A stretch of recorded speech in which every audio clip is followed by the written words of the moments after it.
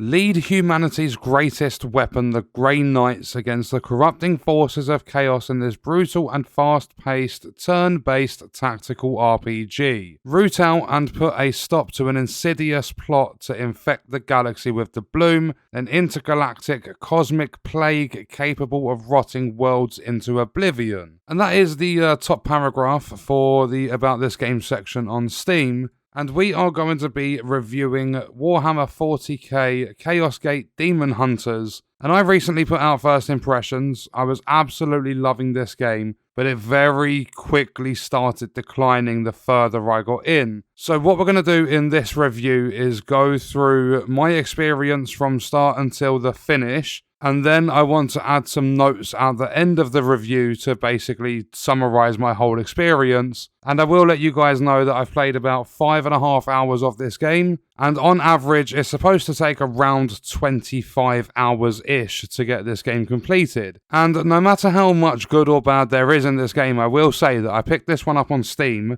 at a massive 70% off. I paid about £10 for it. But I did only get the base edition, so there was no DLC or anything like that I had with the edition I bought. And at the start, it was incredibly fun. The cinematics in the opening tutorial, they were an absolute blast to watch. It felt as though I was actually being pulled into a story that I was going to follow all the way to the end. The developers, in my opinion, did a really, really good job with the opening of the game. And after the tutorial mission, I got to choose some abilities to equip on my knight. I got benefits like extra crit, extra health, and other things like that were really going to help me out in battle. And one of the things I liked very early on was the choice when you're attacking with some of the weapons. You will every now and then get the ability to choose an extra thing you add to your attack. So instead of just a basic attack to, say, wipe out 5 HP, you'll also be offered the ability to stun enemies, disarm them. You can even pull off executions, which are really, really cool. And then missions pop up every now and then, but if the mission has sort of like dissipated, if the threat has dissipated for a while,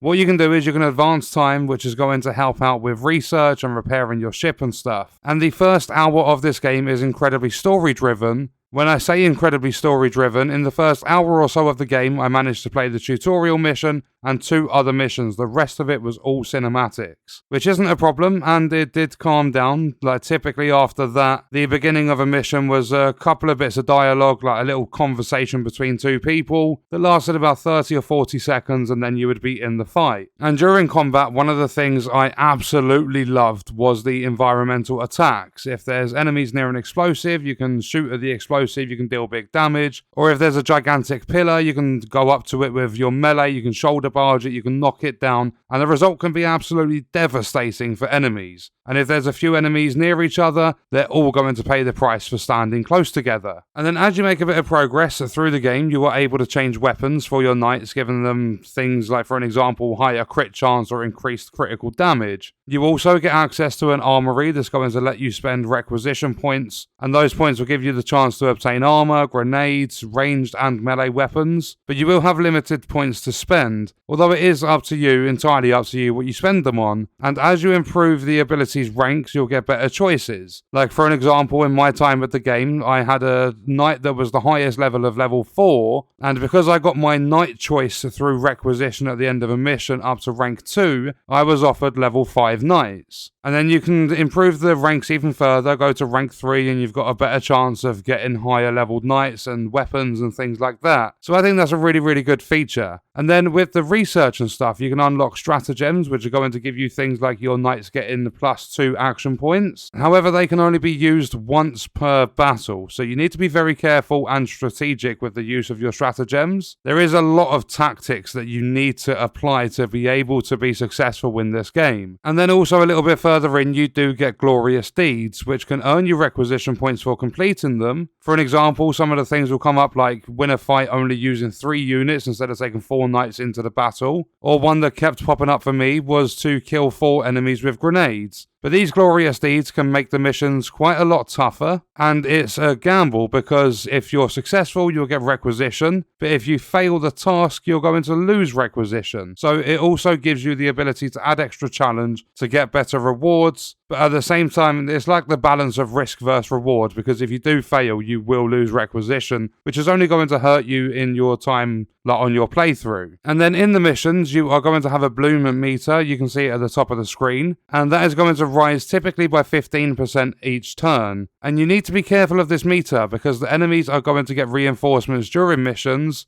and once that bloom meter reaches 100%, you're going to have afflictions applied to your knights. Enemies are going to get some mutations. And not only that, some of the missions are going to naturally just have reinforcements come in when you've completed the main objective. And when that happens, you are going to have to survive for pure example, you've got to survive for 3 more turns before you are teleported out of the mission. And I mean, when it comes to that point, I just run away, stay away from the enemies, and wait for teleportation. And then as you progress through the upgrades of your knights and stuff, you can get Terminator armor. And this is where your knights change completely. They go from looking like some basic sort of knight in some armor, they go to looking like an absolute beast. And I mean, these suits are fucking incredible. Just the size difference alone in your knights when you have Terminator armor on. It's a lot of fun to work towards that with at least one of your knights, at least one of the ones you've got in your current squad for the mission. And the maps in this game are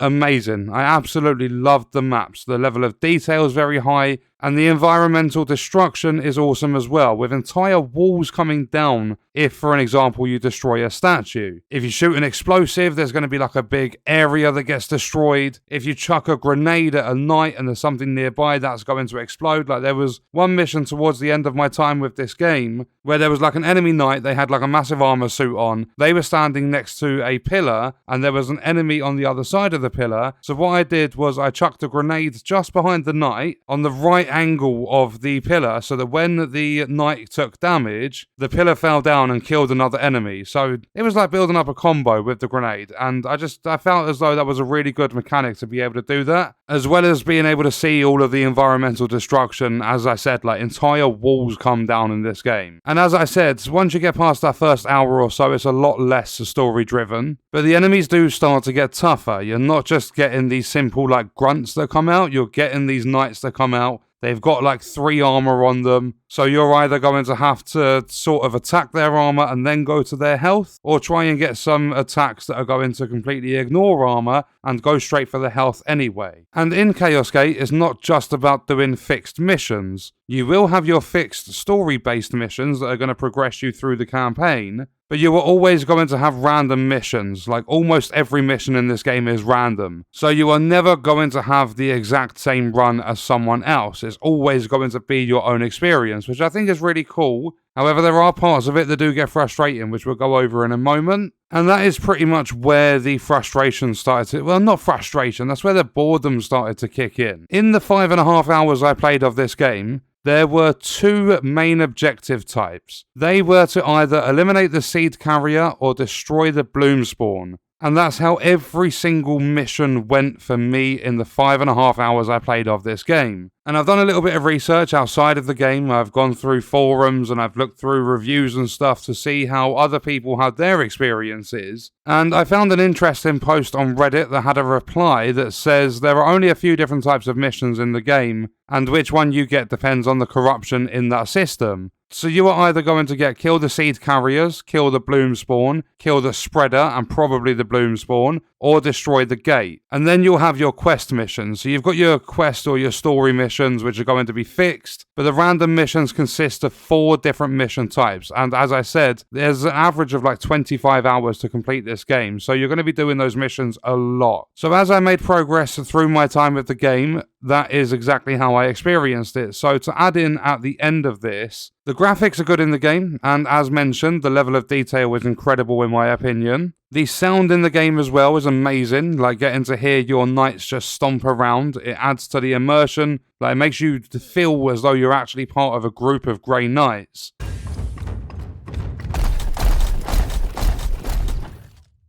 Rally, fools! Your faith shall be tested. Just wait. Just wait.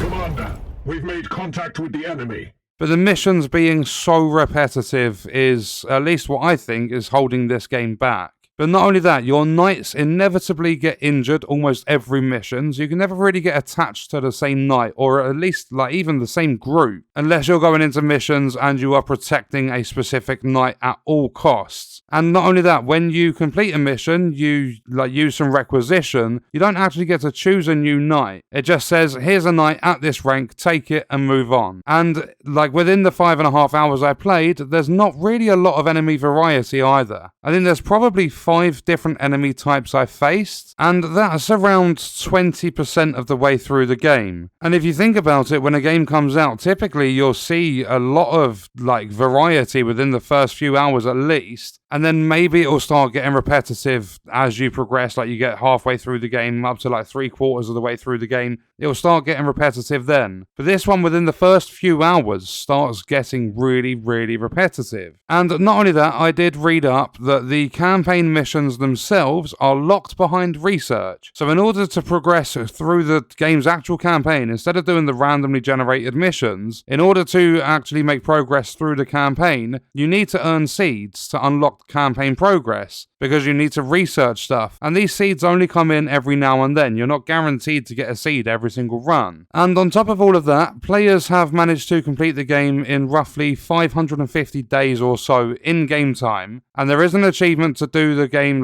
to complete the campaign in under 500 days, and I stopped playing on, if I remember correctly, around day 145. So I feel as though I've given the game a good shot, and with everything we've spoken about in this review, the good and the bad of the game, I am going to give Chaos Gate Daemonhunters a 7 out of 10. That is going to be my final score. I thoroughly enjoyed the opening hours, but as I pushed through after around 3 to 4 hours-ish, it started to just become a real slog, going through the same mission type over and over again with the same objective, the same enemy types. And also from what I've read, it does change a little bit later in the game. Some people say the game leads you into this false sense of security and then the difficulty picks up. Sometimes it can be really, really tough to make progress. Other times it can be really easy. Some people are actually complaining about the balance in the game as well. But even if it does change, there's I'm 5.5 hours in. Say I get to hour 12, hour 13, and it starts changing up a little bit. How much more bloom spawn destroying and seed carrier killing am I would I have to do before getting an actual story mission unlocked through research, then completing that story mission and just having to go back to the same as before? It's a game that, in my opinion, starts off really, really well. There's a lot of good to it, but there is obviously some bad. And the game that starts off really well, it starts declining in fun, drastically a few hours in. But yeah, that is my review for Warhammer 40k Chaos Gate Daemonhunters. And what I want you guys to do is let me know your thoughts and your rating for this game in the comments. I will see you in the next one. I hope you enjoyed it. Thank you for watching.